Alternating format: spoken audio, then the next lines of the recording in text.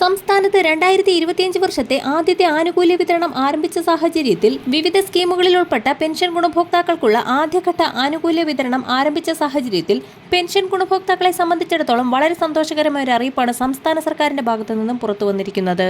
2025 ജനുവരി മാസത്തിൽ ആദ്യ പെൻഷൻ വിതരണ നടപടികൾ ആരംഭിച്ച സാഹചര്യത്തിൽ ഇന്ദിരാഗാന്ധി ദേശീയ വാർദ്ധക്യകാല പെൻഷൻ, വിധവാ പെൻഷൻ, ഭിന്നശേഷി പെൻഷനുകൾ, കർഷക തൊഴിലാളി ക്ഷേമനിധി പെൻഷനുകൾ, അവിവാഹിത പെൻഷനുകൾ എന്നിവ കൈപ്പറ്റുന്ന 27 ലക്ഷത്തോളം വരുന്ന ബാങ്ക് അക്കൗണ്ട് നമ്പറുകൾ നൽകിയിട്ടുള്ള ഗുണഭോക്താക്കൾക്ക് അക്കൗണ്ടുകളിലേക്കും 26 ലക്ഷത്തോളം വരുന്ന ആളുകൾക്ക് സഹകരണ സംഘം ജീവനക്കാരെയും പെൻഷൻ തുക എത്തിച്ചേരും. ഇതോടൊപ്പം തന്നെ പെൻഷൻ പുനഃക്രമീകരണത്തിന്റെ ഭാഗമായി പെൻഷൻ തുക കൈപ്പറ്റുന്ന സ്ത്രീ ഗുണഭോക്താക്കൾക്കും വിവിധ ജില്ലകളിലെ തദ്ദേശ സ്ഥാപന സെക്രട്ടറിമാരുടെ അറിയിപ്പുകൾ കൂടി പുറത്തു വന്നിരിക്കുകയാണ്.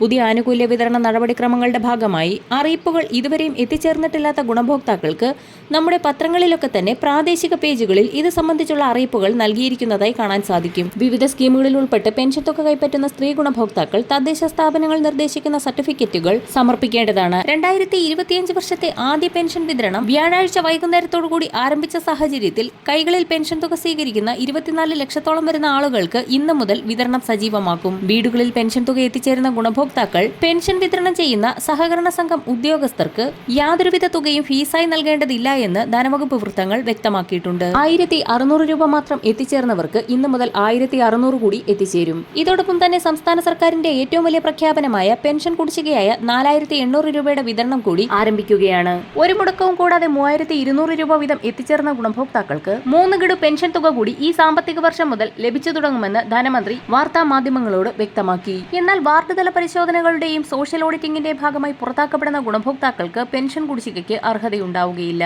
വരും ദിവസങ്ങളിലെ പെൻഷൻ അറിയിപ്പുകൾക്കായി ചാനൽ സബ്സ്ക്രൈബ് ചെയ്യാൻ മറക്കാതിരിക്കുക.